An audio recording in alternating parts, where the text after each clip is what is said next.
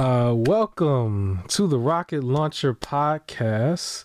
This is episode 176. Back from a little hiatus. I am your host, Supreme King.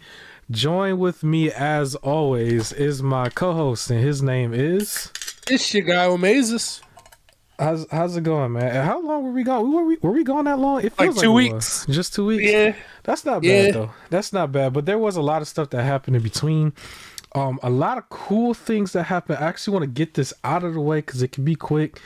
The Power Ranger stuff is on the screen. Only reason I put it first is because I wanted it to or the YouTube machine to automatically grab a good thumbnail, and I know there's a lot of like poses and stuff that they do. So I was like, okay, we'll have a Power Ranger thumbnail, but I wanted to touch on it real fast because one of the things that happened was Power Rangers, their partnership with Flame Toys, who makes those really anime-ish style, or just, stylized Megazords. They finally released a trailer and a release date, and it kind of just came and went, or a pre-order release date for that Thunder Megazord. I know this ain't really got too much to do with gaming, but I'm gonna keep it fast. But the Thunder Megazord finally got its release, its pre-order release, which I think was on the 22nd, and they have it at retail for like $400, which is definitely expensive. I think that shipping charge is just as expensive because it's an additional 100 basically for that shipping due to our current climate. So you're looking at like $500 just to get the thing. I didn't pay the whole thing. I actually I did a pre-order ish where I only put down a $5 deposit. The thing don't come out until October, according to them, October 2026. And so you don't really have to pay the whole thing depending on where you go, the website you go to. The website I went to, they just asked for the $5 deposit for right now. That's what I did just to kind of make sure I can get me one. But yeah, that came out, I think at the same time they decided to make their own version of the figures, the Mighty Morphin figures. They only did the first 5. They didn't do Green Ranger or White Ranger, but they did say Green Ranger is coming. I can imagine, of course, White Ranger will come at some point. I'm not interested in that at all. There's only so many times you can buy the original Power Ranger set, but that one I think you could pre-order right now as well.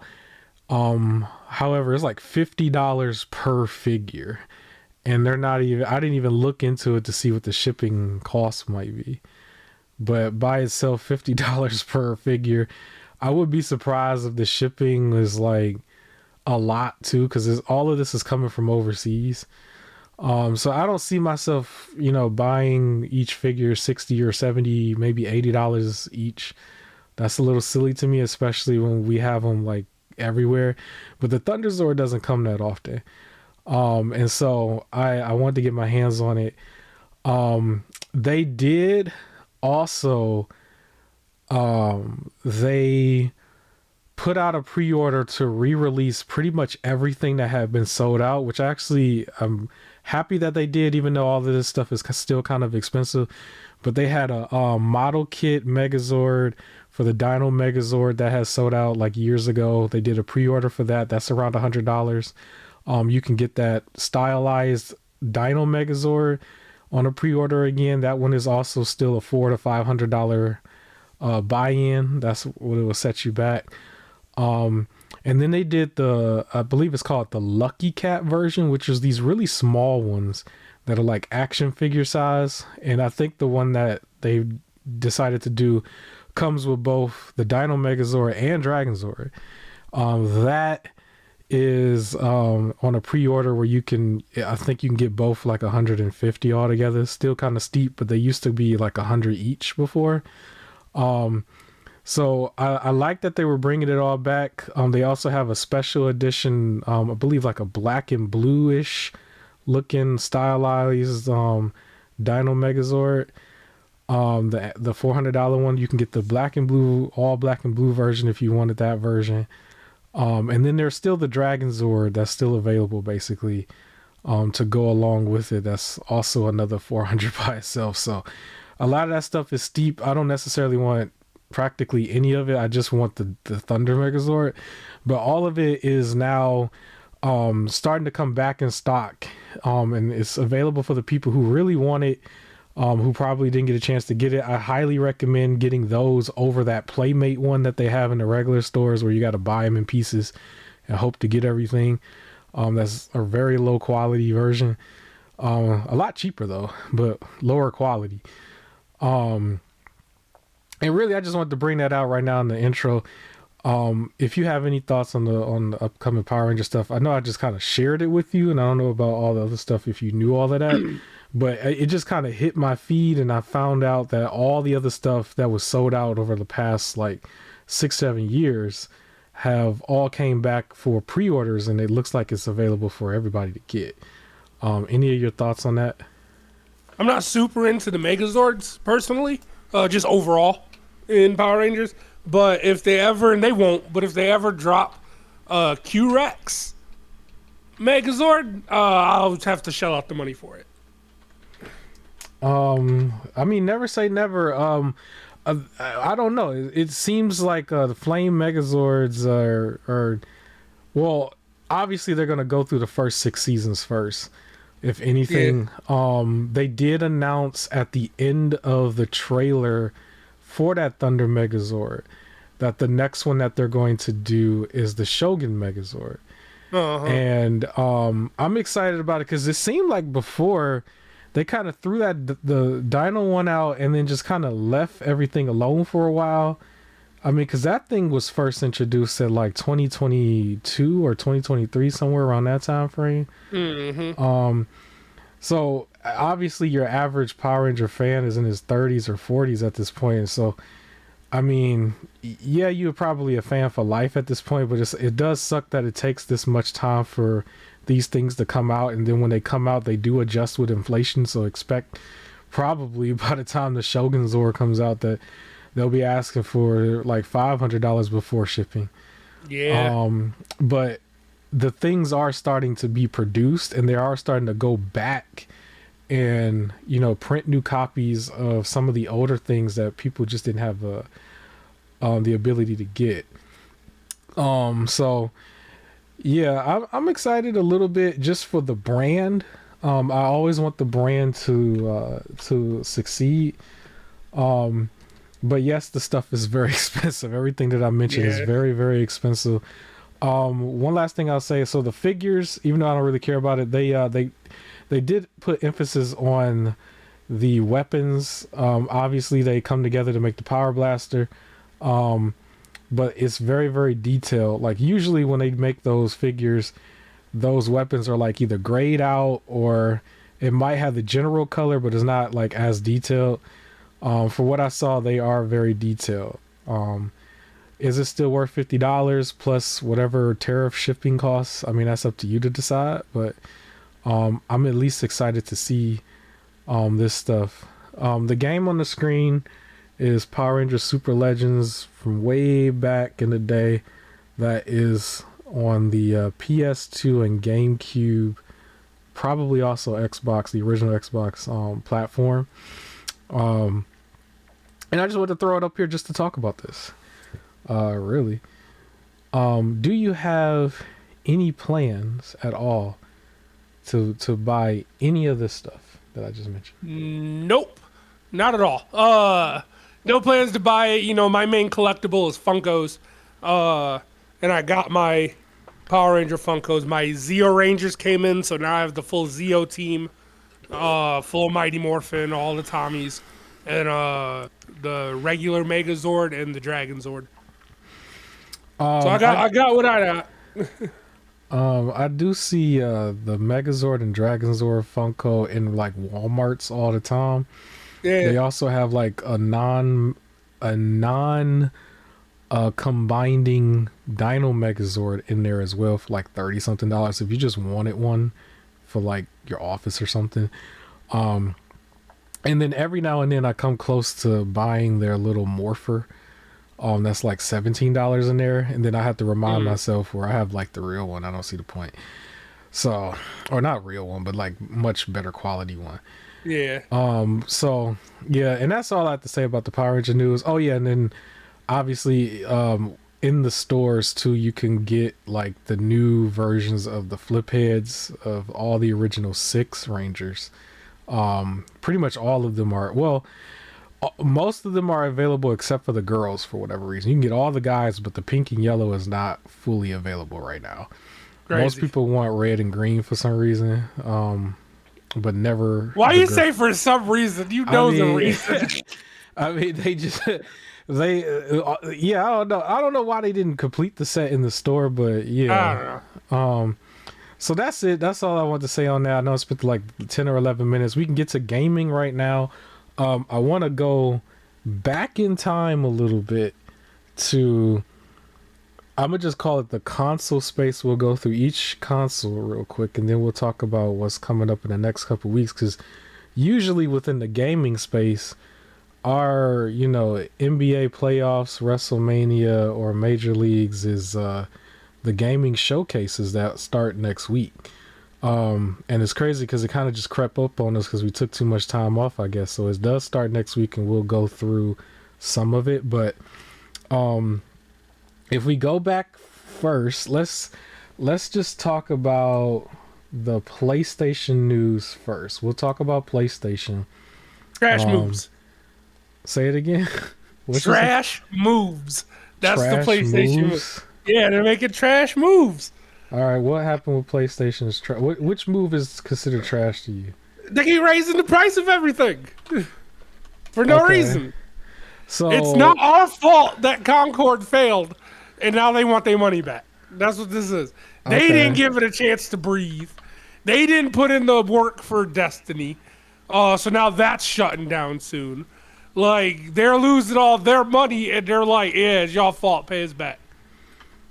All right, so I know the PSN is seeing a price increase, from my understanding. Yep.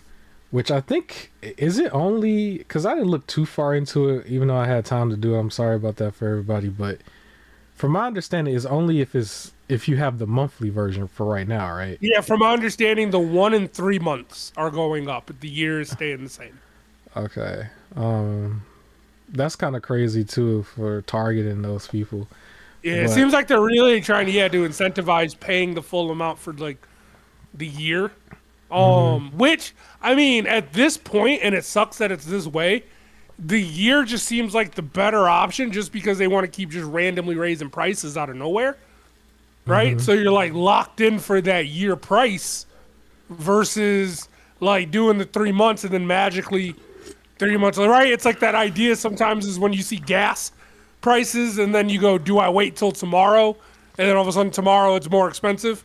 And you're just like, man, I should have got it. Yes, like that's what this kind of feels like. Or you just kind of got to just get the full year for the best price.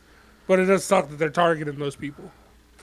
I would say if PlayStation is not your main platform and you don't do a lot of multiplayer stuff online, the monthly option probably was the best choice for people because you can look at what is given away for the month, and then you can decide to play online and stuff that month because you paid for that month just to add that to your library, and then play the online stuff, the multiplayer stuff, and then maybe one of those games that was offered, and then you let it run out, and the next month is like it may not be that good, you might not care about the games, and then you don't pay that month, and then you just go to another platform real quick.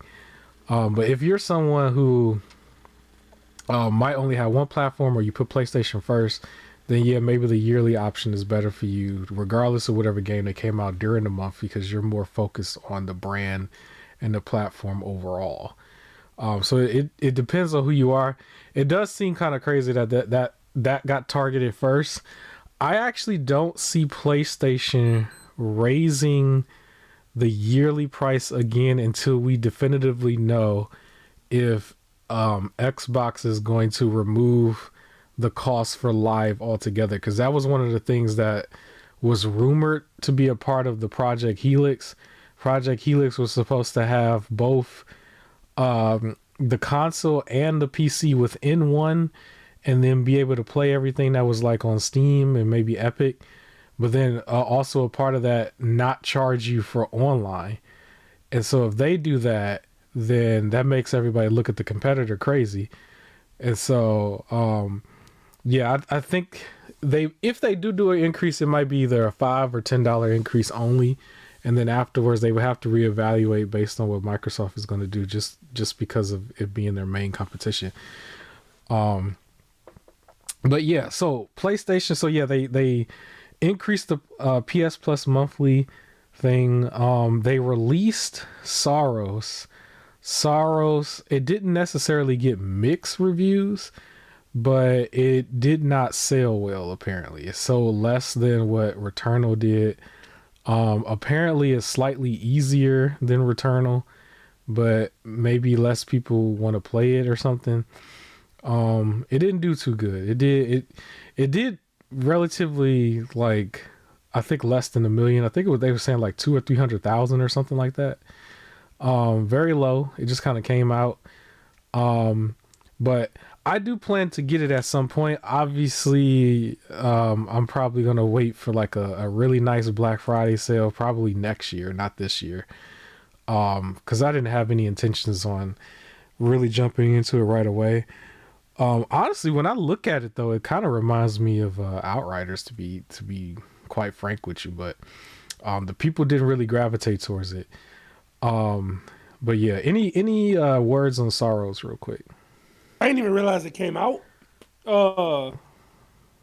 Which is crazy. So, came out, was considered average, I guess. Yeah, I don't know. When I looked at all the trailer, I guess it just didn't appeal to me. But it's also not super my type of game. But yeah, I'm surprised they didn't like wait until, because they got the state of play coming up, to give it one more like super announcement thing before releasing it. So yeah. We'll speak on the state of play in a minute, because it's surrounded by like a billion shows. Yeah. But also the other part of main PlayStation news is I think it's official, because before it was more of a rumor based thing, but I think it's official that they're mentioning they're going to go back to having first party games being exclusive to PlayStation. Yeah. And the PC stuff or multiplayer stuff is more considered third party, basically.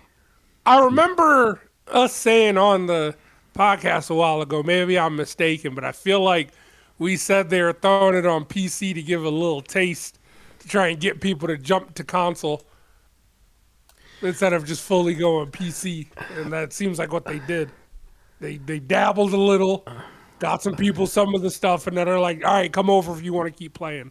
You like that Spider-Man? You like that Horizon? Come to the console.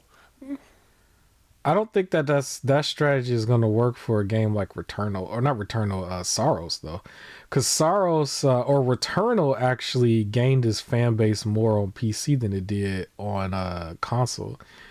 Yeah. And I think Sorrows might actually be the same way, but if they're not going to put that one over there, then that game overall just suffers. It doesn't get the viewership it needs. Not putting it on PC overall suffers the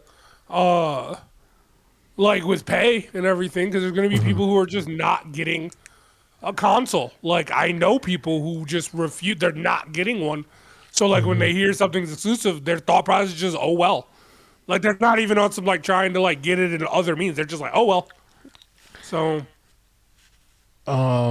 funny enough, I think the console, this is still a rumor and not fact, but I think they're saying it might get another increase at some point. It's already I guess the PS5 Pro is a $900 machine, and then the digital is $600 now, and the I don't know what the prices are Yeah, at. I don't think it's gonna get an increase. I think this price is gonna be like set specifically so when they do the next console, it being a little bit more means 1,000, Yeah, right? Like that it would have been a huge jump relatively in between like $600 to 1,000. Now it's a $400 increase for the next console versus now it's a $100 increase because some people are not going to remember, or some people aren't going to care that it was cheaper beforehand. It's just going to look like it went from 900 to 1,000. All right, the PS5 though, or the PS6, so it retails at 1,000, and they raise the price halfway through to 1,200. Is that what we looking at Maybe, next year? maybe. And I don't know. the thing for me though is that the games don't come out quick enough. Not Like, only that, it's again when we really really think about it, how many games outside of like Ratchet and Clank Rifts Apart really showed like the difference between the capabilities of PS5 and PS4. Like, I still haven't seen things like 8K. Like, is it all of a sudden on the PS6 now it can be 4K and 60 frames? Or is it still going to be an option thing where you have to choose performance Yeah. or fidelity? Like, what exactly is the PS6 going to do different than the PS5? They can't utilize the stuff. We keep bringing that up. It's That gonna they can't be even utilize the technology they got. the technology gonna be AI. They're gonna say they got AI in it. That's what they're gonna Oh say. yeah, you're right. That's all, because that's the only thing that's gonna be new is like it's gonna, like, this game was gonna have AI battle passes. It's just gonna produce its own battle passes because we couldn't do it, and then you buy the AI battle pass. That's what's gonna happen. It's gonna produce an AI battle pass forever. It's crazy that I had already made up my decision that the PS5 is going to be the last console that I got anyways. So What you about it's to do? just going Retire? You gonna retire from from gaming? console, not gaming, just console. Like I'll have PC, but like here's the thing: is once we get to that point where like AI is already in everything, right? And like there really is no improvement. Things cost way too much. Like I've kind of been sort of saving up this backlog for a reason, right? So it's just gonna be that and indie games and second party or indie and double A stuff, and it's just gonna be that's where we go. And I just gotta miss out on the big stuff, but it's like it's fine. I'll enjoy what I got. I still have some games that are supposed to be like really long that I haven't gotten to yet, so I'll be fine Hey, in terms of listen. gaming. It just sucks. You think you're gonna be fine, then you're gonna find out they're gonna delist your backlog. They're gonna be like, "Nah, you can't play this game no more." Oh. I honestly don't know what to do from there. At that point, I guess I'm just reading. That's it. They We switch to delist just your reading. backlog. That's crazy. Because And I'm just they've reading. been doing that to some people, right? They Look, did man, that. you know what? They can't delist the board games I got. I They guess come that's where I'll have to confiscated. move. They gonna confiscate my board games? They come confiscated. That's crazy. Dang. That's it. I just don't get to do anything. I gotta sit. They're gonna take the books, take the board games. Yeah. All right. That's life. All right. Xbox news. So, Xbox has been very much rebranding in a very, very strong way. They've been changing things around with this lady, Asha Sharma. She has been taking the marketing to another level. Like, you know how you'll have like a museum and somebody will just throw some junk up there, and you say, "Oh, you just threw some junk up there," but then somebody else looks at it and they say, "Oh, you don't understand because this means this and this means that." Yep. And Oh one, man. like, you're just looking at like somebody's old You don't stuff they threw out understand of the their. nuance. I think the logo and the name has been one of those big things that they've done, because they've done a whole bunch of stuff. But she at one point put out a tweet that put a poll out that said Xbox or Xbox, right? And one of them was like all caps, and it got millions of views, and like over 60 plus percent said Xbox with all caps, and like 30 something percent of the people said Xbox the way it normally looked, right? And that was enough marketing in itself to like get everybody on board, because I think to some people they look at it as, no, that means Xbox comes first. Xbox is all caps. It's like it's the console is a bigger thing, the brand is a bigger thing, and they're just like, you could just take that and just add anything you could think of to it. But all that really did was just make it in all caps. So Xbox as a brand is now listed as in all caps. Not only that, the logo that they were using is still similar to the 360 logo. They did that. I think we spoke on it a couple weeks ago. So that's the whole thing. When they have first started advertising Nintendo and PlayStation as releases for their games, they had got rid of FanFest. And I think people were saying that was probably because they think they were going to get booed out of buildings and stuff and heckled by live crowds. So she has since did the reverse, where they don't mention PlayStation and Nintendo anymore, and then they brought back FanFest. And so that was a big deal to a lot of people. And now I think we have spoke on it, like Game Pass's price went down for all the tiers. Honestly, the PC tier for me is very attractive. I think it's like 14 a month or something like that. I literally spend more at Burger King if I go to Burger King. You can't even get imagine going to Five Guys asking for a drink, some fries and a burger. It's like, forget about it. It's like almost 30. So that is a big deal within itself. We'll talk about it later. I'm very much interested in how the branding is going to be on their June show. Because last June's show was the one where they initially got rid of FanFest and live crowds and stuff, because they didn't want to get booed, because that was the first show they started mentioning PlayStation and Nintendo directly on the show. I can imagine this show they're not going to do that. And it's the first show that we'll see under her leadership. I still think it's probably more Xbox as a brand and Microsoft as a brand that's probably going to be leading this show, and maybe she'll show her face. And then the one from the year after is probably going to be the one where we're really going to see her decisions. But we'll talk more about the shows later on. Forza Horizon 6 was released, and this one, interesting enough, was a massive hit. Even though it's a Game Pass release, it made a lot of sales, and apparently it was graded a 10 out of 10 masterpiece. And we're still talking a racing game. I honestly believe that this should be a racing game that gets put in the Game of the Year category if it's really getting this type of buzz.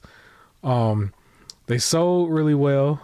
And a lot of people gravitated towards it. They're saying it's better than 5. When I turn Game Pass back on, I can't wait to actually play it, because playing with the MetaQuest headset on Forza Horizon 5 was just fantastic. It was a fantastic experience. If the setup is still the same, I can do that with Forza Horizon 6 and probably even have a better experience. But yeah, I think that's mostly Xbox news that I need to talk about. Very excited to see what happens in June. Forza Horizon Forza Horizon as a brand is still the king of racers, I guess. Really, really good new game. I think I was hearing people talk about just the physics system and the graphics on it. Like a lot of times when you're driving and it's raining, you'll see rain on the windshield, but they were talking about how the physics on it makes it look a little bit more realistic, where depending on the speed, you'll see the rain actually like kind of go up on the windshield a little bit, similar to real life. And I thought that was an interesting detail. But yeah, Any of this news you want to speak on? Not really. Just I know I was very not trusting of her joining with the AI background, and so far it seems like she's doing great stuff. Hope she continues to prove me wrong. She's a very good businesswoman. One thing I do like about her more than anything is how aggressive she is with the changes. I know you could probably argue that some of the changes is probably, higher ups as well, and she's just carrying, as the face of the company. But these changes that are being made are fast. Like, she has only been a known figure in this space for really just this year only, and not even the full year, only like 3-ish months or something. But within that time, to make a change like slashing prices on Game Pass, getting people hyped behind Xbox's Helix system that's coming out, and then the June show and stuff like that, like really just to see that in motion that quick, because you usually don't see that quick. I'm really excited to see what she's doing, but definitely any leader, if anybody wants to be a leader, the main thing you got to do is just execute, and this woman is executing. That's probably the main takeaway I can take from her, is she is executing. Oh yeah, I do got some other news for Xbox. So apparently, a leak of the Xbox Elite Series 3 hit the internet at some point. It really was just a prototype. Obviously, it looks just like the other controllers, but there was like a couple extra new buttons on the back somewhere. So it's not too much you can take away from it, but just the fact that at some point there is probably going to be a Xbox Elite Series 3 controller, Pro controller. The main takeaway was it was 2 buttons on the back, one on the left and one on the right, that look more like a scroll type button, like you're just scrolling on the back. Don't know what it's for, like maybe volume on a headset or something. Who knows? But that was the only thing is that everybody saw. Yeah, and I think that's probably all I can say there. So let's move forward to Nintendo's news. Why don't you start with your portion of the Nintendo news? Yeah, so it was reported that Nintendo had lost in their annual financial report roughly 41 million US dollars through litigation stuff. So that goes with all of their suing that they're trying to do, paying their lawyers, drafting stuff, trying to get their patents, like all of the law things. So it wasn't just they lost 41 million to Pal World, but it was they through all of the legal constant stuff that they're doing, that accounted for $41 million of work from them. That's kind of crazy. I think the Power World thing is still going though, right? Isn't that's Yep. still going? I do remember over the last couple weeks during the hiatus, one of the things I was trying to do was literally sell Nintendo stock, like sell the whole thing, because it was in free fall. I managed to do it, but they kind of cut me off initially. I don't know what happened, but they canceled my sale initially. I tried to sell it like seconds before it free falled like 8%. And somehow, some way, they were just like, "Nah, you can't sell it." And I was like, "That was trash." And then I was able to sell it when it stopped. But then overall, I think Nintendo stock from close to a month ago till now had free fell maybe about 13% overall. It was like way down. And when I was looking back at their financials, they usually get a nice spike every time they have a console release, and then it goes back to normal This particular console release time, it was kind of doing the same thing, but it was still free falling just a little bit more. Okay. On paper, they are set to repeat the Wii U generation, basically. I don't think the console itself is just going to die. I think the Switch 2 is just fine. But on paper, it looks like just in the financials, they're not going to see the same increase they've seen off the Switch 1. If they could, they would count the Switch 2's sales with the Switch 1 sales, but they can't.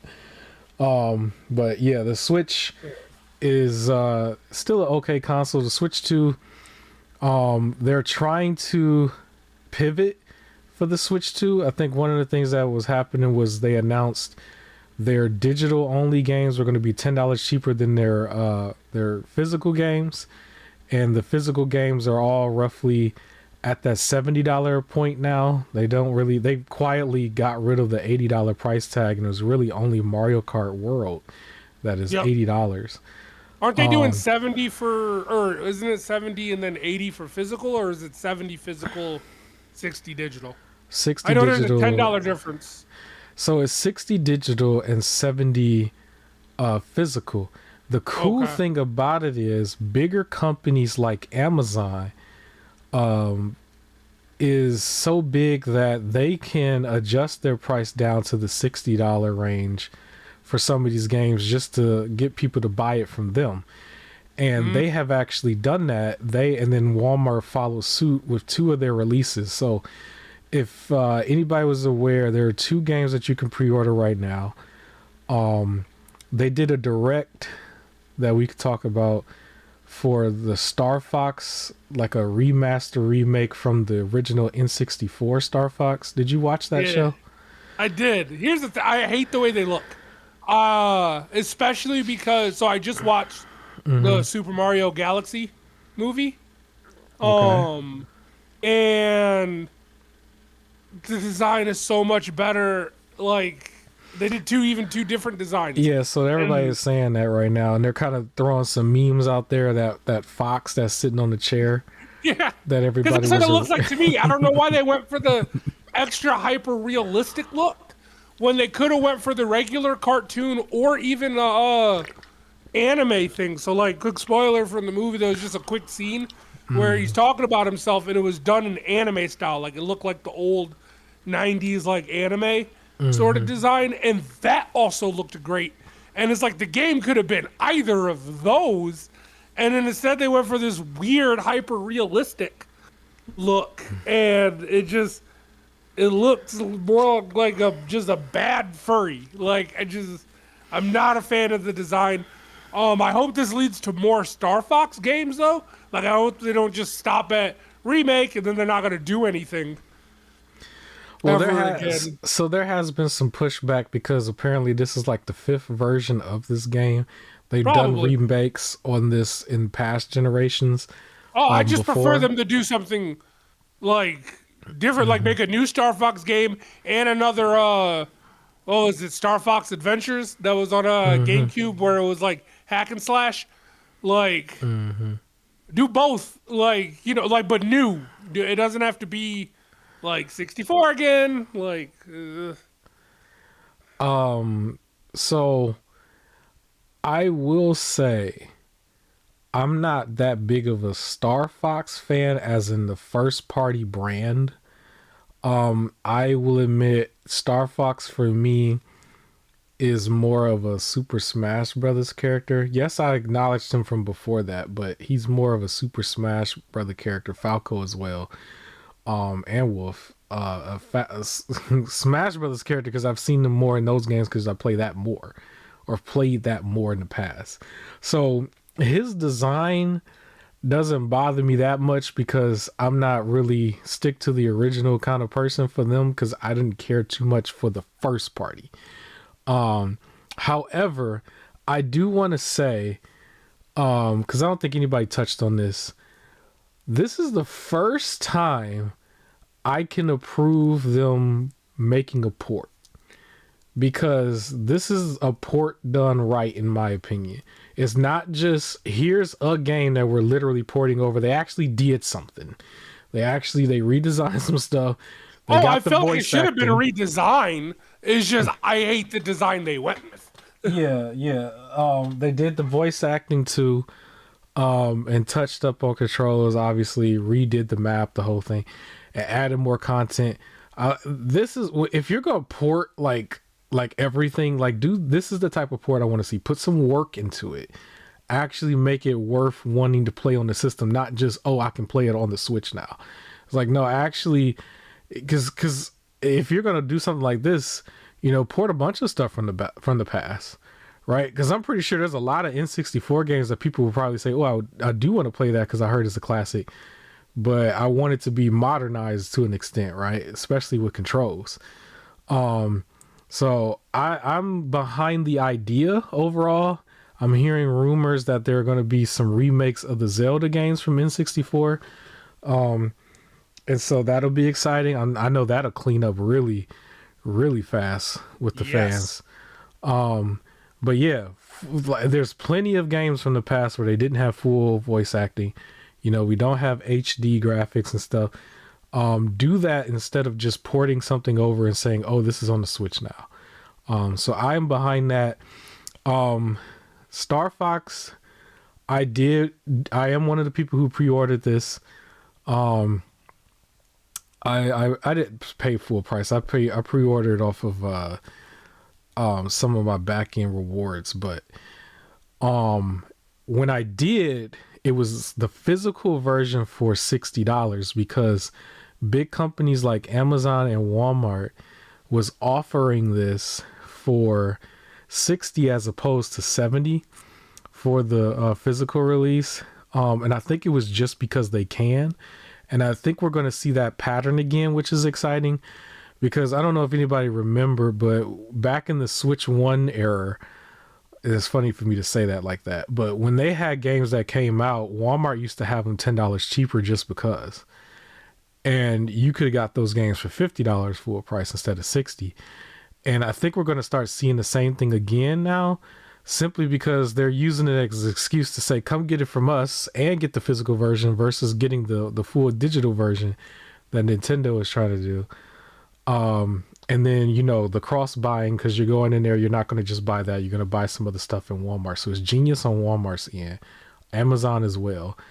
But yeah, this game was one of the two. The other one was actually the Yoshi game. I don't have the full name in front of me. Maybe you can look it up real quick. But there's a Yoshi game that you can pre-order as well. I'm not too concerned with that one.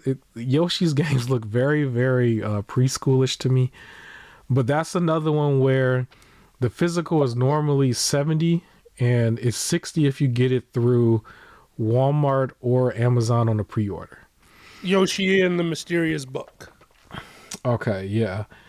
And so, yeah, and then those are the two Switch games that are going to be out. That's on pre-order right now. And I expect the rest of them, maybe not the biggest release, but I do expect a lot of their secondary-ish releases where it's just like a first party title that's not really as valuable as their bigger names. I think they're going to probably drop $10 in price to match the digital release at Amazon and Walmart specifically, because those are bigger stores that can afford to take the hit just to get you to cross buy with buying other things, in your cart and in the actual store. So yeah, look out for more of that stuff. The Switch 2 overall, I think over time, we're probably going to see it depreciate in value while still holding the same price. Just because it's going to follow the same effects as the Wii U, in my opinion. I think what it is just the prices are high. Everybody is up. And I think people are expecting the Switch also to have another price increase. Actually, it is. My bad. It is having another price increase right now. They're saying the system is supposed to go up another $50 in September. They announced it as September. They're giving you from now until then to, I guess, buy it at the price that it is right now. And afterwards is going up. And I think they're also going to add a thing where you can choose a digital release instead of it just being Mario Kart World. I think you could pick between like 3 games that they're going to have. But yeah, it is seeing another price increase with the growing climate, I guess, for right now. But I do think it's probably going to see another release later on as well, probably next year, because that's just how things is right now. But what are your thoughts on $50 price increase this upcoming September? Stupid. I just don't like that in this generation we're just okay with things being more expensive when it's old. Like, prices are supposed to go down, not up. It's silly. And it creates this weird, like, well, let me rush to get it now because it might be more expensive later. And that's dumb. It's anti-consumer. It's stupid. Yeah, I mean, it's inevitable at this point. It's only so much.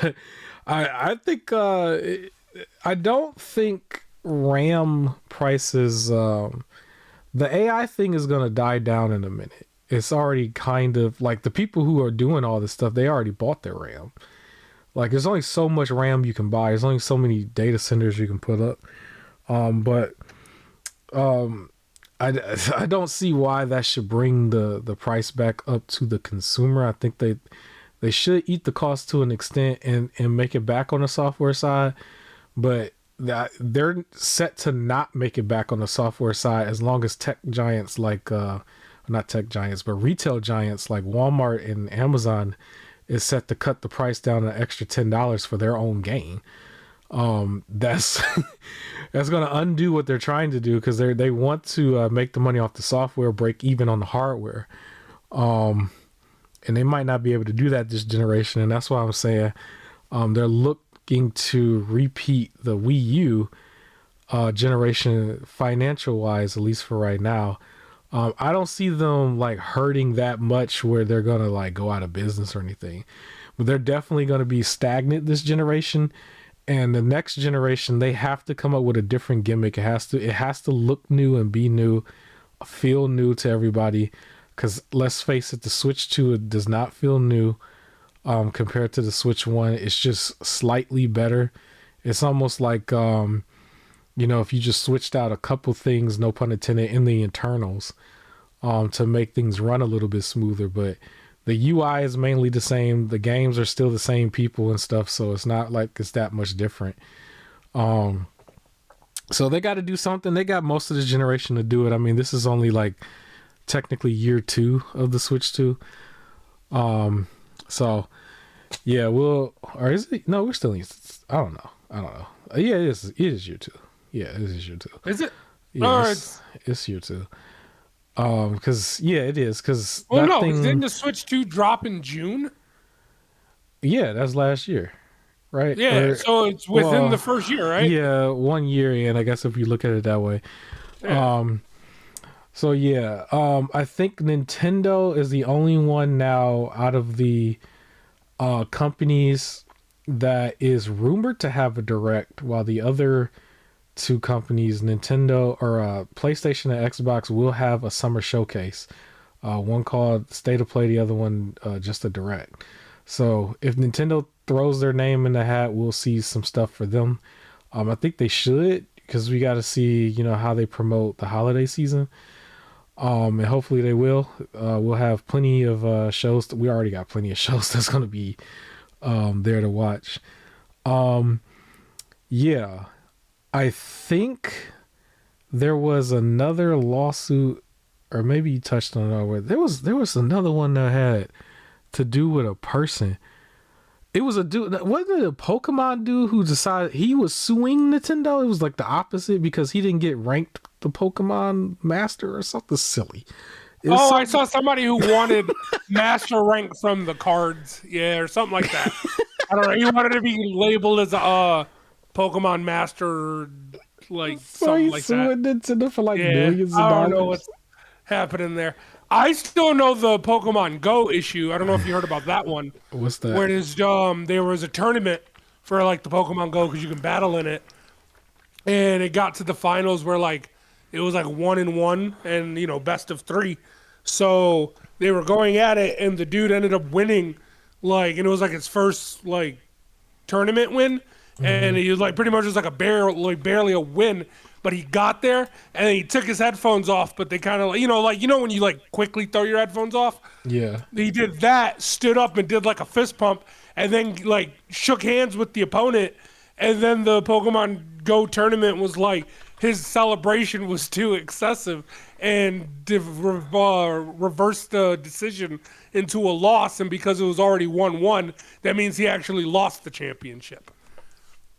And everybody kept trying to watch and say like, where was the excessive celebration?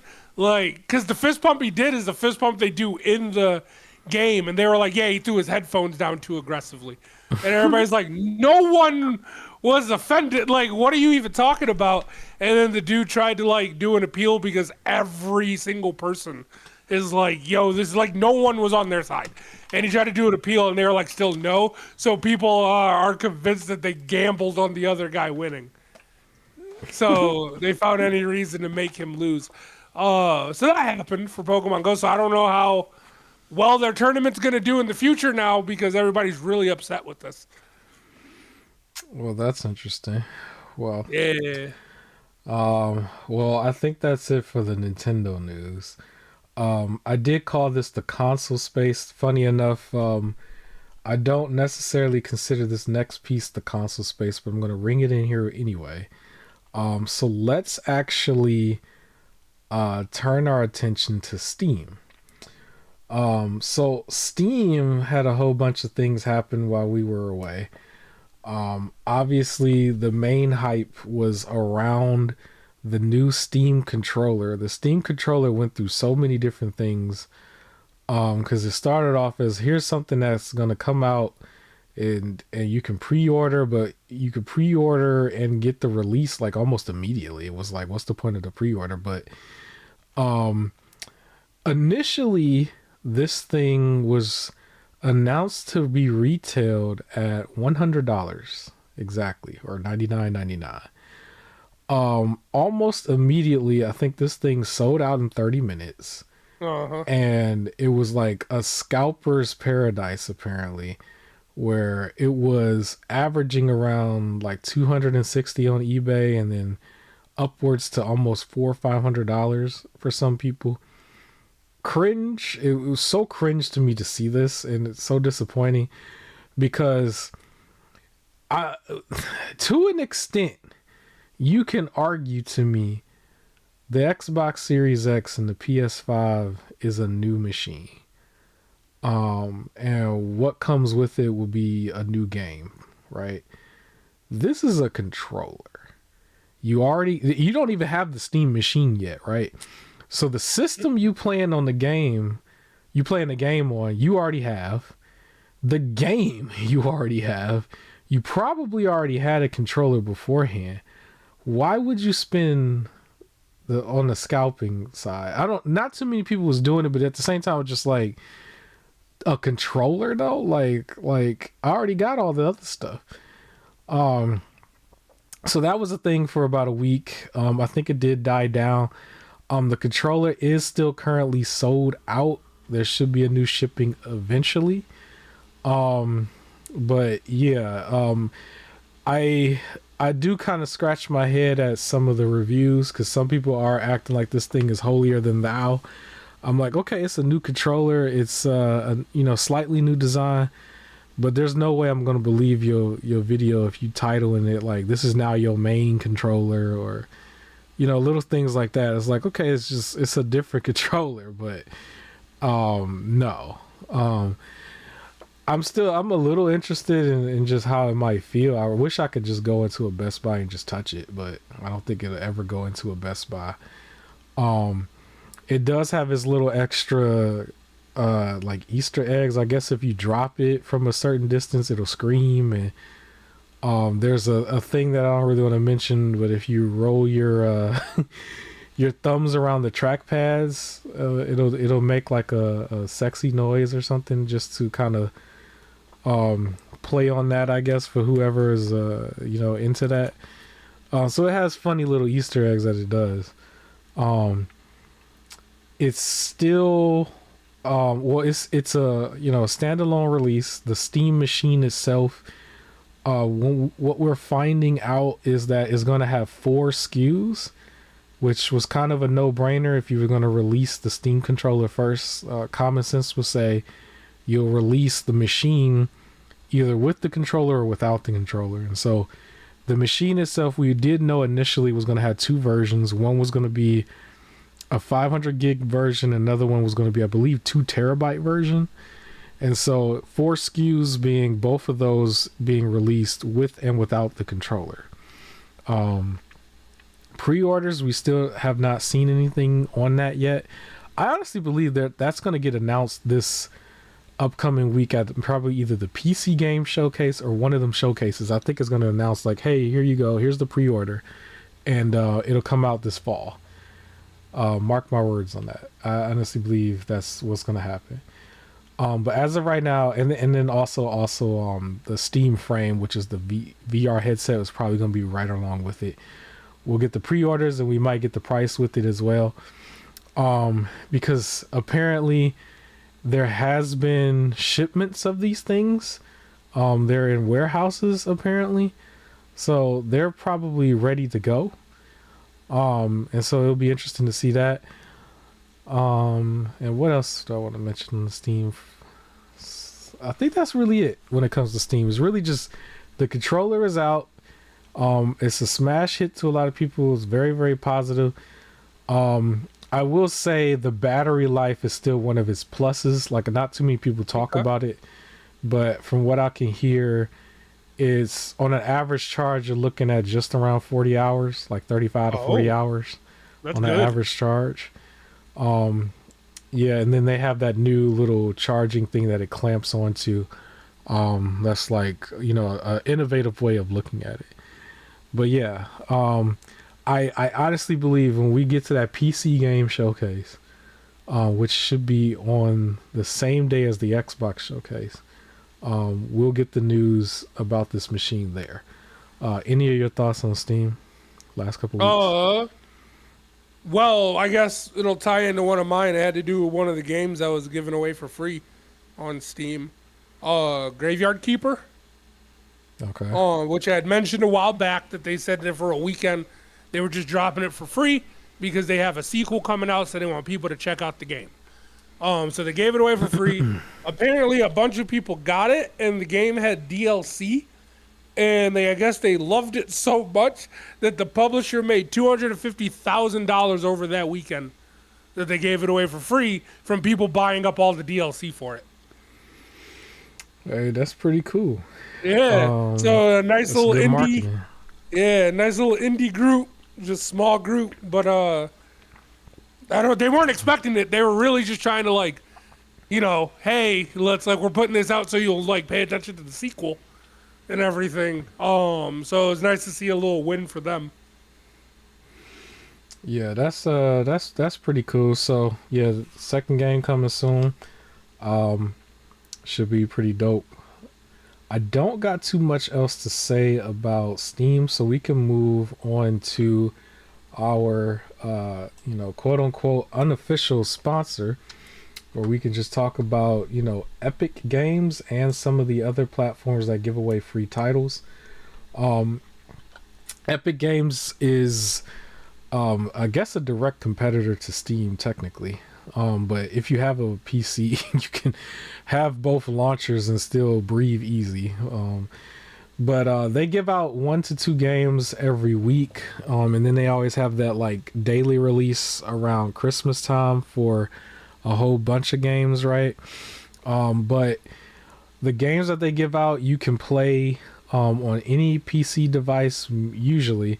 There's always the workarounds on the Steam Deck and then probably the Steam machine when it comes out.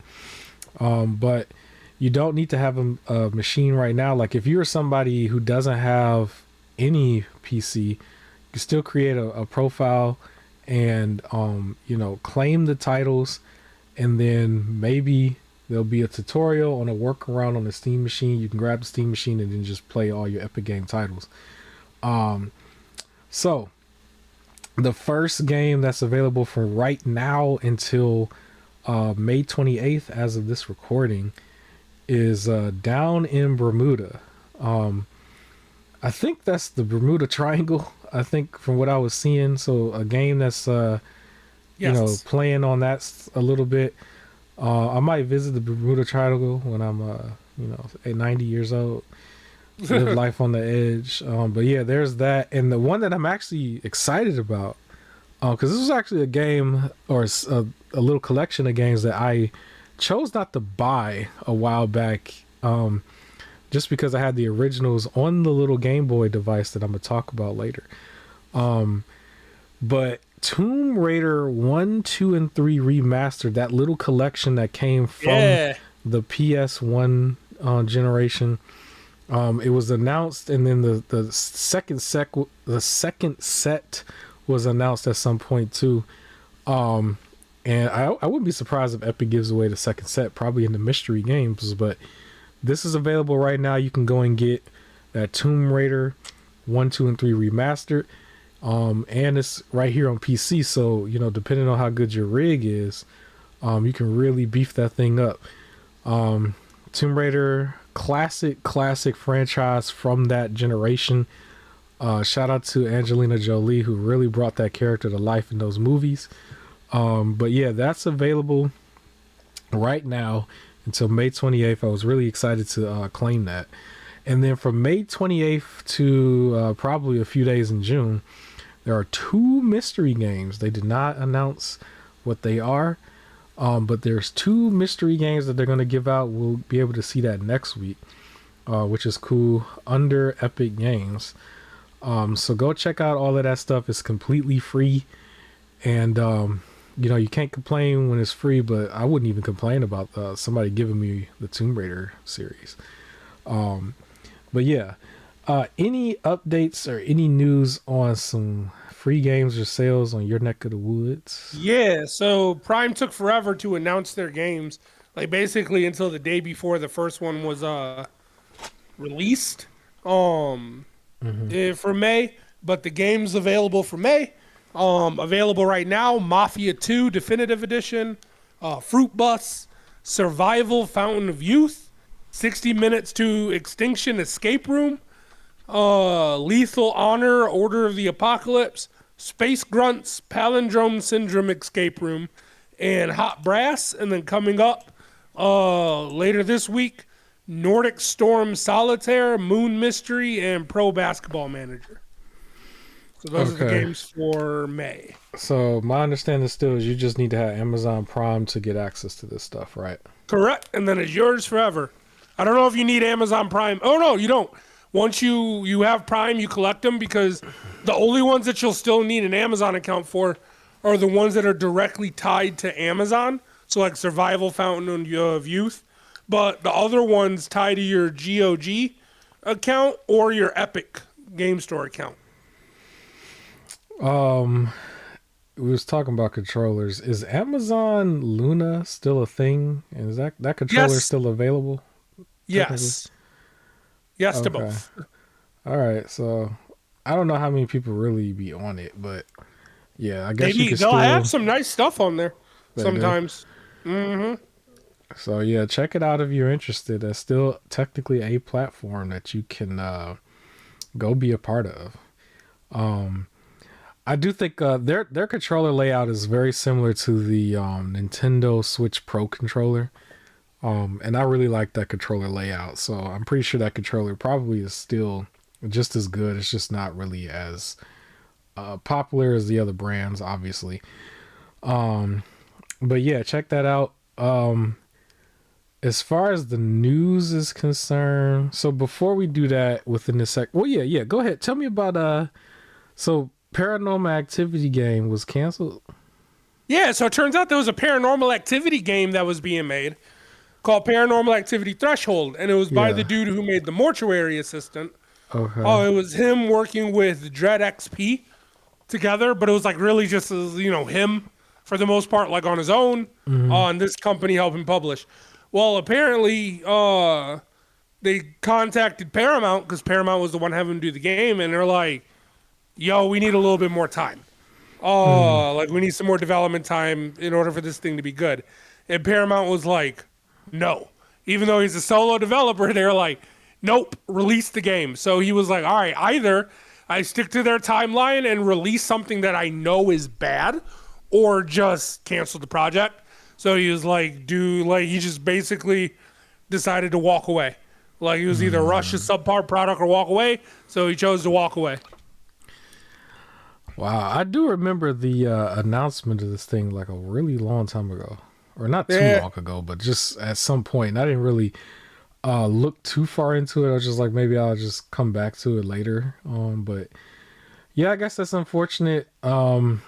The idea of just release something that's not finished is crazy to me. Like these people, that's what Paramount said. like they don't have the money. They could literally take profits from like putting together the next movie to help fund the game, because the movies are usually this YouTube quality found footage stuff where all they do is drag each other down the hallway. Like you could Honestly, produce another one of those and then give them the what I money. think what might fix it as well, I don't know how well this will work because I don't know how the pay goes in development stuff. But if there's like a set amount, right? Like we're gonna pay you this amount to Yeah. get the game done, and then if they need extra time to get it done, they just take the extra time to get it done.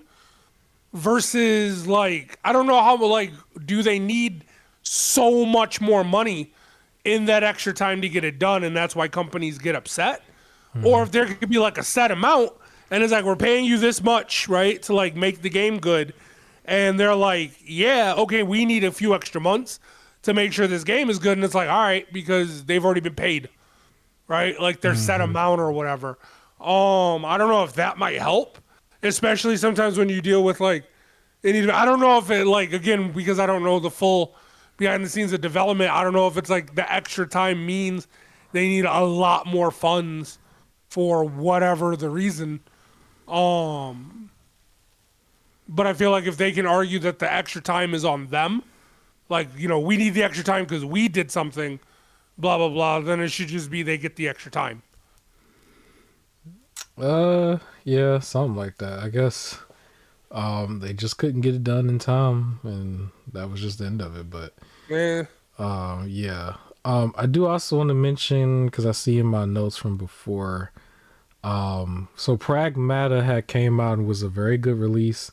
It was mentioned that they had made 2 million in sales within the first 16 days of its release. So that's what's up. 2 million plus. Big shout out to them, especially being a brand new franchise, technically. Now, yes, they're backed by probably one of the biggest companies, but it was a brand new franchise. 2 million. From what I was hearing, a lot of people was having tearjerker moments because of the daddy-daughter dynamic from the Buzz Lightyear character with that little girl. Yeah. Not to spoil it, but I guess just be prepared. They might have some of those moments if you are a father or something that's loving your kids. Apparently, it'll get to you. But yeah, shout out to the game. It made more money than some of these so-called game of the years. You know what I'm saying? Yeah, and more power to them. I can't wait to get to it. I did like the demo overall. This probably will be something I just throw to the backlog and get on a sale because I'm not really too pressed on getting right now. But yeah, shout out to them. I think the only other thing I want to mention in the sales part, then we'll move forward. Shout out to the company I despise the most. GameStop randomly had a early Black Friday-ish sale, and they had a bunch of different titles, funny enough, that included Nintendo's titles at $15. And normally we'll see some random games drop that low, but we usually never see Nintendo first party titles drop that low. Nintendo's usually never drops below 30, but maybe this is the end of GameStop. Maybe they just trying to liquidate as much as they can. But the two games that I they don't know had if it's dropped the down. end. Yeah, well, I know they were trying to do something with eBay. Yeah, they're buying it. They're So buying eBay. I don't know how that's gonna work, but go ahead and buy it. Maybe they're gonna try to sell on there going forward. I think that's the plan. Maybe With that'll their like work collectibles and stuff too. Yeah. because they're getting rid of their stores. Like it's harder to find their stores. Like a lot of them that was near me went away and had to go out of my way a couple miles just to go get some of the stuff I did get. But shout out to so the two Nintendo releases that they had. One of them was the Super Mario and Luigi Brothership game that was not even really that old. Maybe it's like 3 years old at most. But they were selling that for about 15, and then the Super Mario RPG remake, they were selling that one for 15. I don't know if those sales are still going, but a lot of people was able to go and find a store and just get a copy brand new. To that list, they had a couple other games that I didn't get. Monster Hunter Wilds, I believe, was one of them that was $15.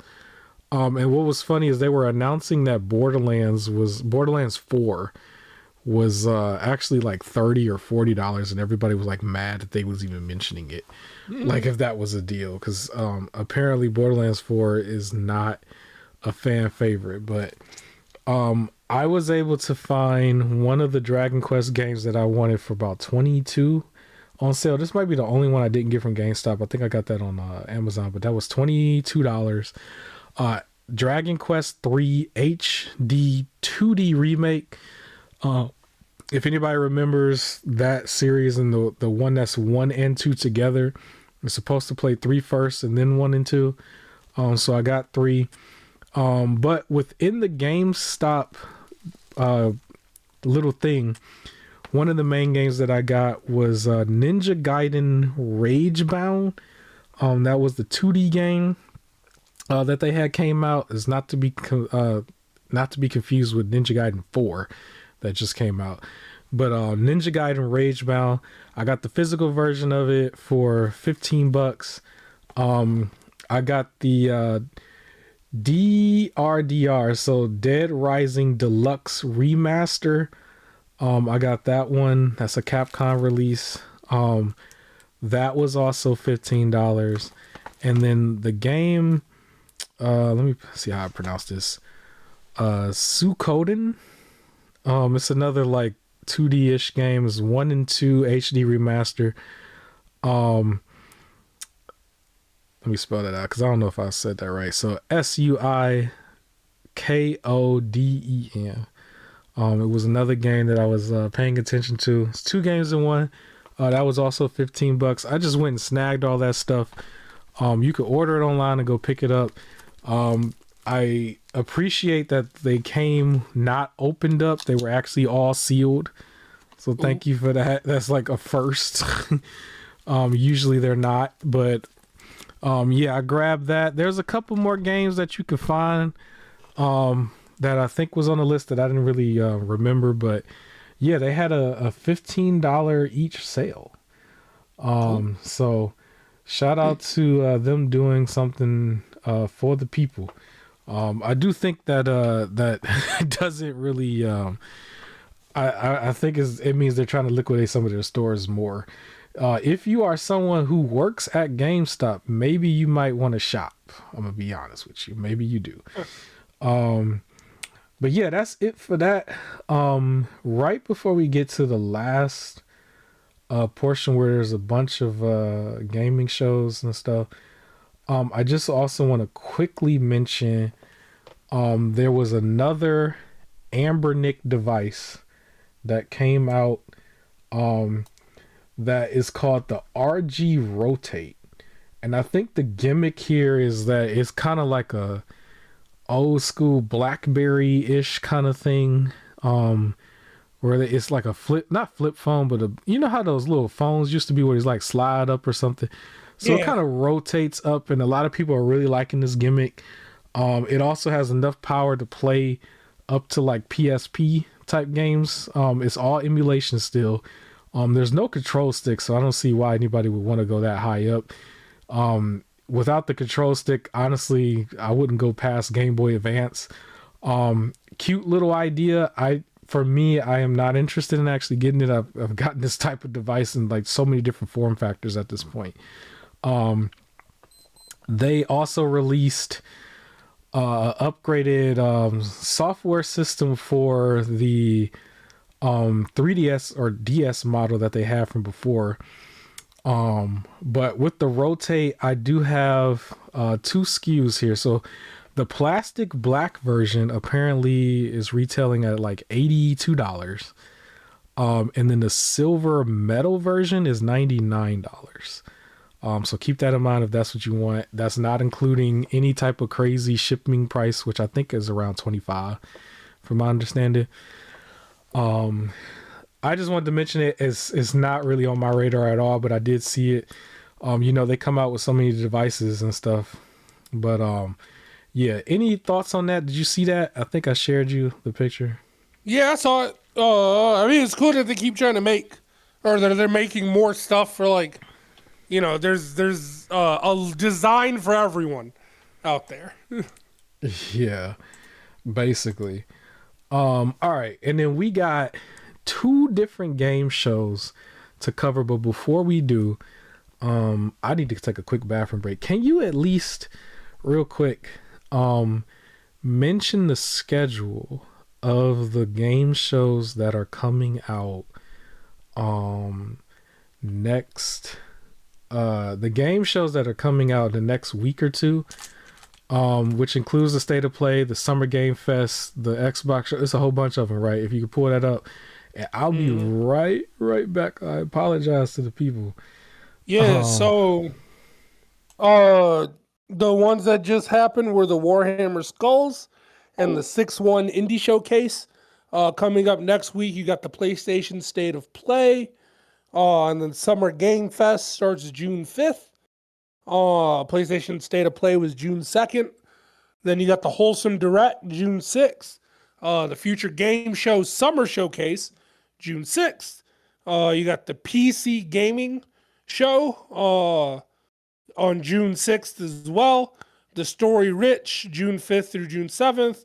The Xbox Game Showcase is going to also be June 7th, right? And those are the ones coming up in the next couple weeks. But of course, there'll probably be a bunch of them. I know the Latin American game show, even though they just had one, they'll probably have another one over the summer.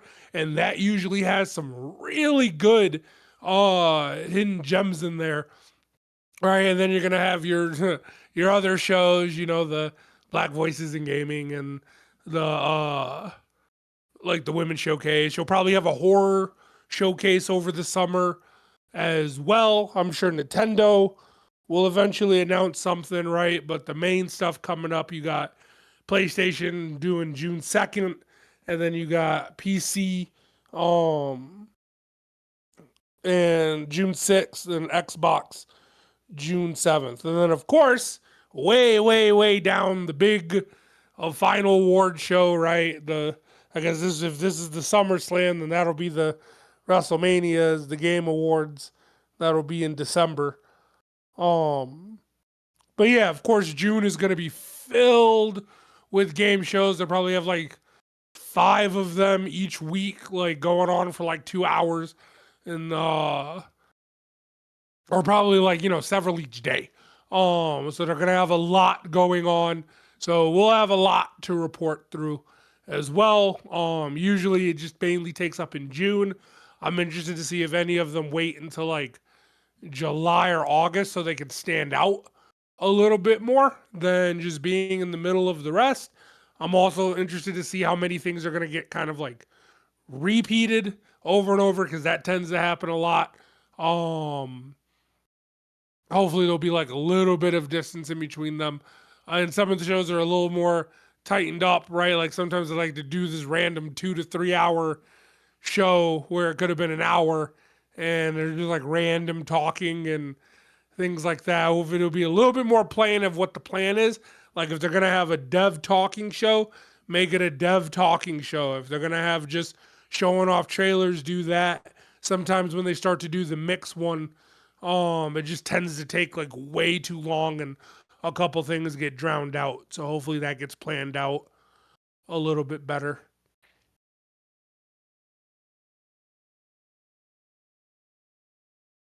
Uh, Besides that, I think one of the main things that I hope that they do for these shows is, properly display names.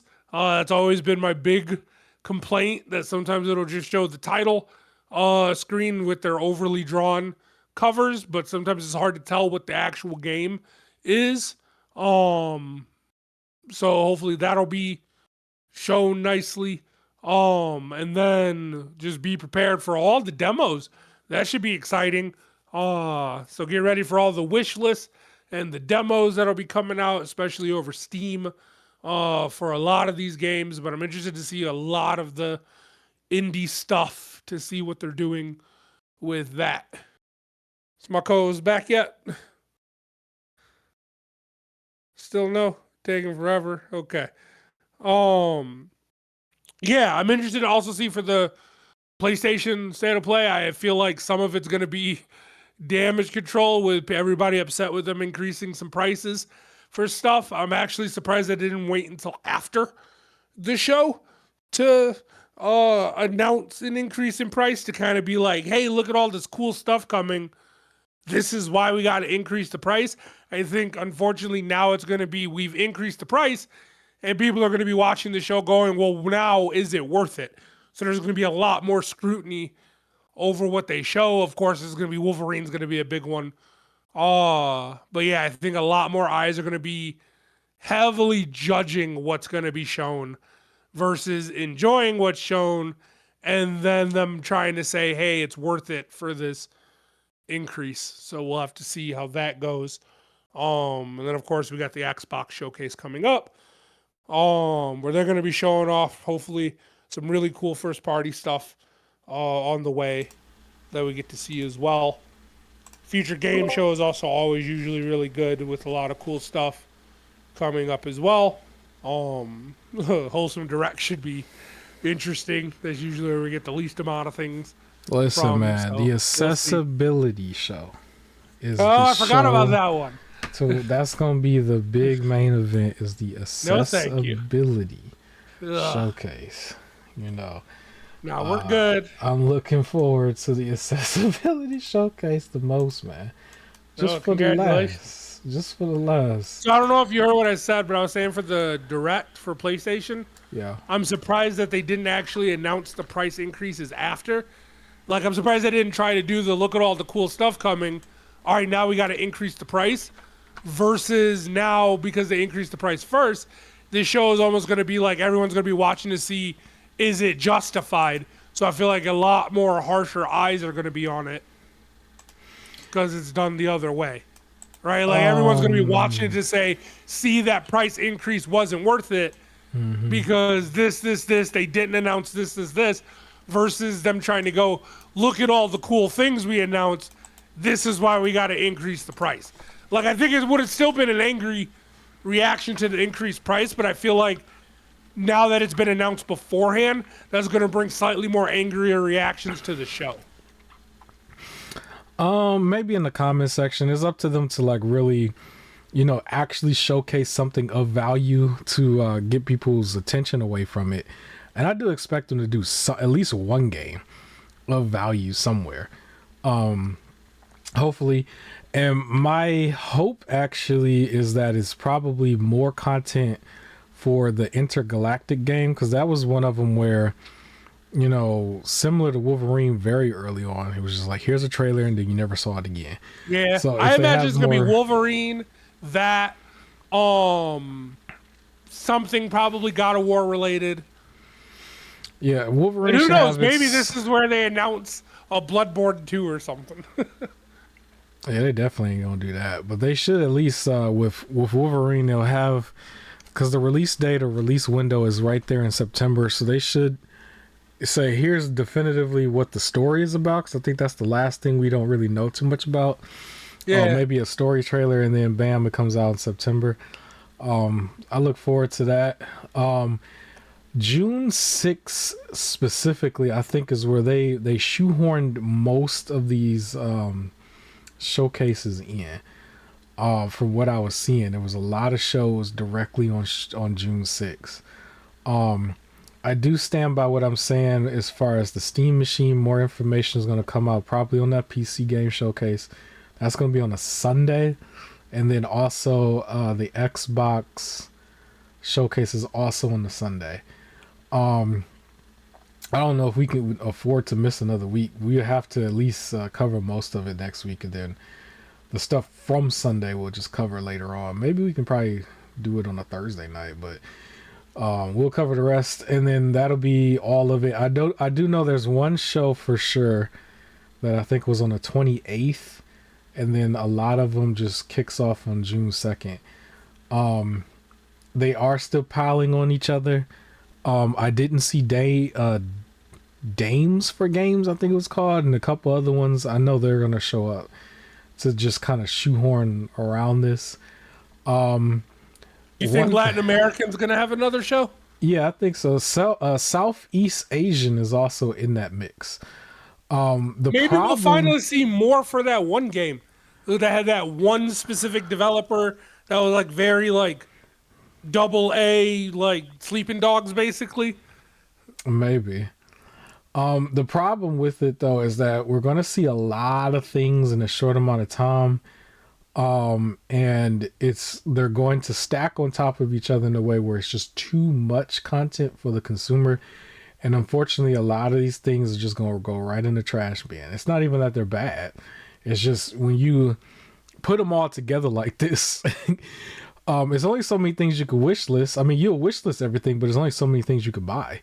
So almost 90% of it is just going to be on stay on this list until you see some sort of super sale. Because I buy a lot of this stuff the year after when they just start going down to like $4.99, $2.99, and I'll look at it and be like, oh, that was the game from one of the showcases from a year or two ago.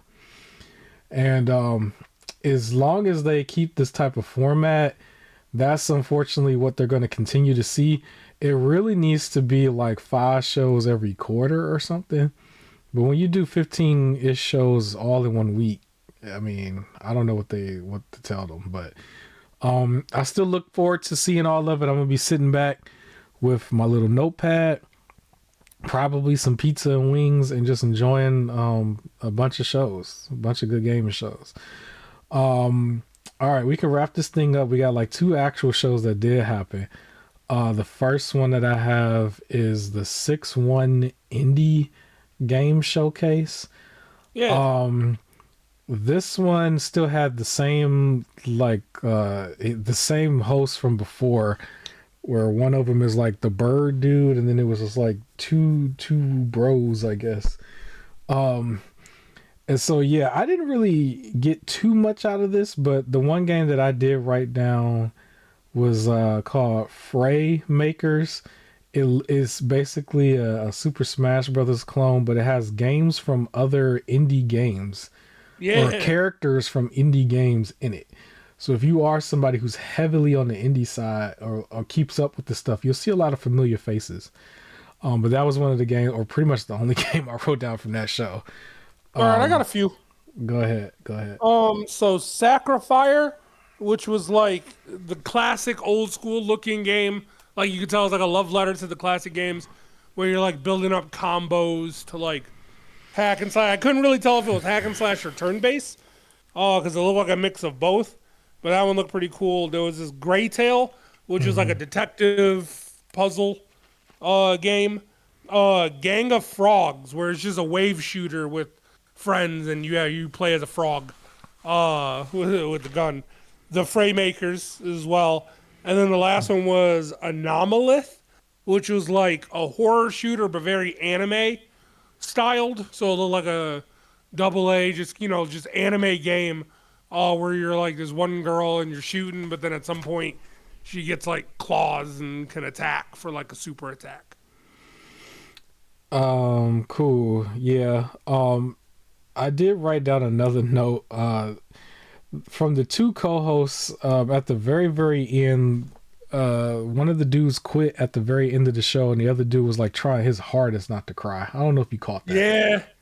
Yeah. Oh, I was like, bro, it's which I gonna mean, be that all right. kind of sucks. It's gonna be all I mean, right. but like if you're doing a show with your bro every year, then all of a sudden your bro's just like, yeah, I'm out. Like, it's kind of sad. They can still hang out and stuff. And I'm like, y'all can still be friends, man. That's Well, who all. knows? What if they were like coworker bros? So now, like, I since the guess. bro is leaving the job, now it's one of those we don't really hang out outside the job, and the only person you liked at work is now gone. That could be sad. I don't know if you're crying, but that could be sad. They gotta have real jobs though. They do this once a year.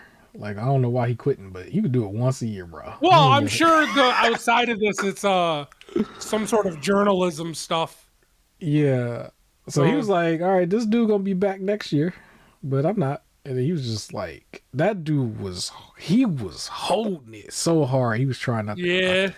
I was like, dang, it's gonna be all right. But that was kind of awkward a little bit at the very end. But yeah, and that was all I had for the show. I didn't have too much on it, honestly. But just to go to the next one, Warhammer Skulls Showcase. I am one of the only people out here who can't stand the fact that every game sounds like it has the exact same title. But That's because you ain't in the lore. Man, Warhammer fans are eating good. I mean, but I don't know which one I'm supposed to get because they all say the same thing. So yeah, because you're not in the lore. I So guess. that's on you. No, but they were straight up just like, you want your miniatures, we got it. You want your collectibles, we got it. You want your show, we got it. You want a podcast, we got it. You want the classic RTS, like the real-time strategy games for Warhammer, we got it. You want your like a car demolition one, we got it. We got your first-person shooter, retro-looking one. We got your first-person shooter, more updated-looking one. We got your classic RTS look. We got the turn-based RPG, like you name. We got the hack and slash update for Space Marine 2. Basically, it's just you want it, we got it.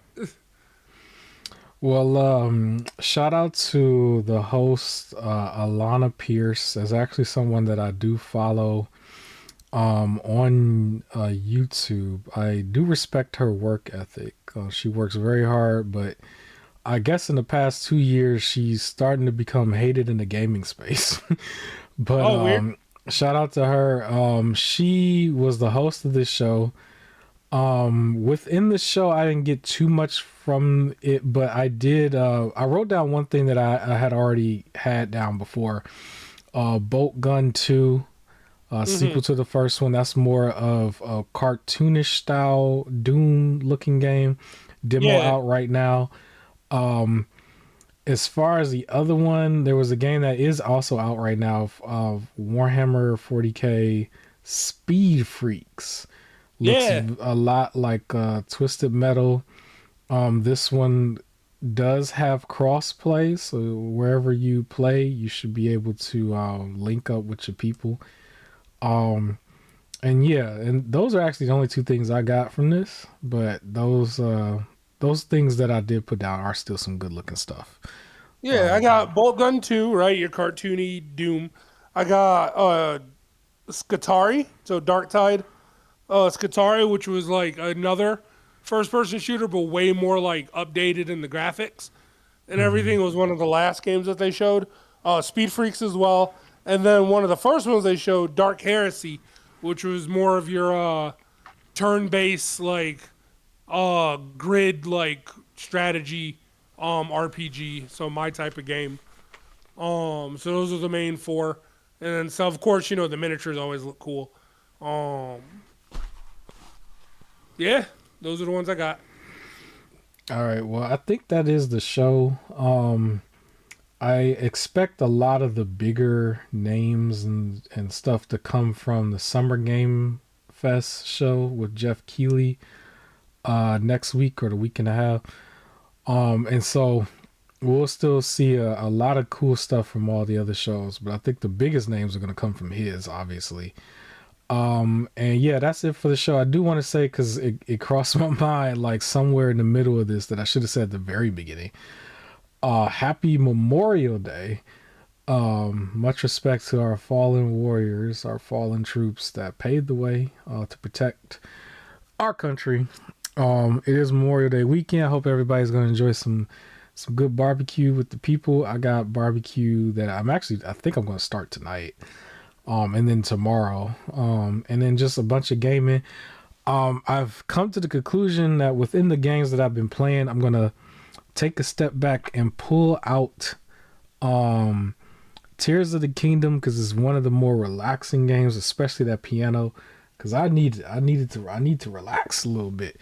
So I'm gonna try playing that for a little while, and I think I'm gonna pick up the game the game you chose for me as the secondary game for probably the month, which was Digimon Survive, because we're like halfway in the year and I didn't do that. So I'm gonna pick that up. That's what I'm gonna be playing probably over June. I don't know if you want to mention what you're gonna be playing, but go ahead. I gotta beat what was it, Darksiders? One. Okay. And then I've been playing Persona 4 Golden. All right, cool. Well, we'll come back with our thoughts on a gazillion shows next week. And other than that, like, comment, share, subscribe. I will catch y'all on the next episode. Peace.